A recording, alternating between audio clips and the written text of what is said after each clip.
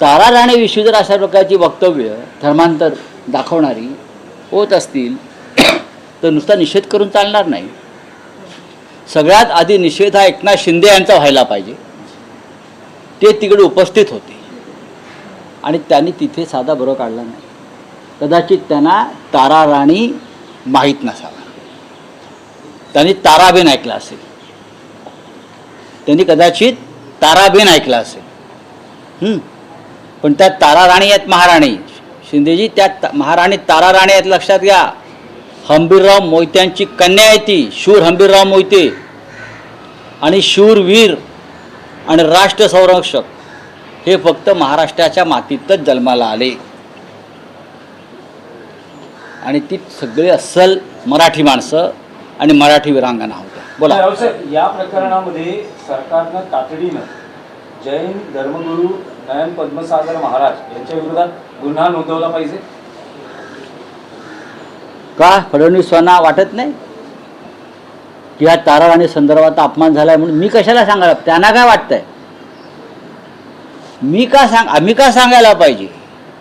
एकनाथ शिंदेना का वाटत नाही? सुनेत्राताई पवारांना का वाटत नाही? आमच्या मनोज जरांगे पाटलांना का वाटत नाही?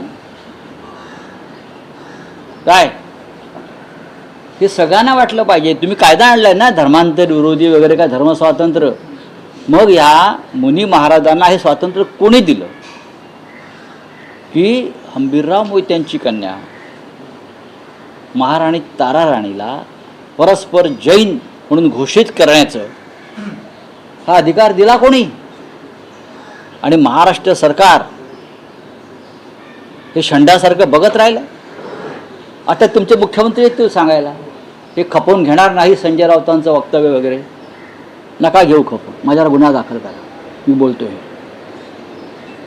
हा मराठी माणसाचा, महाराष्ट्राचा, मराठा साम्राज्याचा अपमान आहे.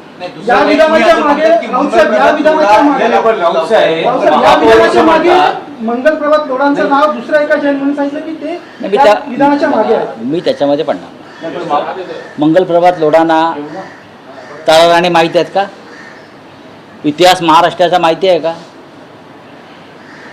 तारा राणी या स्वराज्यासाठी लढल्या, लोढा टॉवर उभारण्यासाठी लढल्या नव्हत्या किंवा ट्रम्प टॉवरला संरक्षण देण्यासाठी लढत नव्हत्या. त्यांच्या लोढा ट्रम्प टॉवरला त्या हिंदू मराठा साम्राज्यासाठी तारा राणीचा संघर्ष होता. हे बहुतेक ह्यांना माहीत नसेल. बोला पुढे काय झालं? काय पण महापौर म्हणतात की त्यांच्या औषधामुळे माझा घशाचा आजार बरा. कोणाच्या औषधामुळे?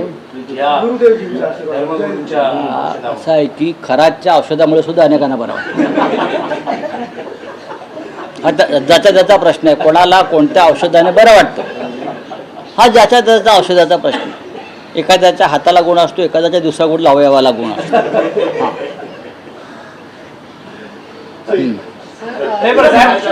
खरात प्रकरणाचा उल्लेख केला तर गोट्याचा पाय खोलात या अनुषंगानं केसरकर हे दिवसागणिक रोज अडचणीत येतात. आता जी नवी पदाधिकाऱ्यांची यादी जबाबदाऱ्या निश्चित केल्या त्यातून केसरकरांना डावलले. श्रीकांत शिंदे यांच्यावरती जबाबदारी देण्यात आली. कुठली? मुंबईची?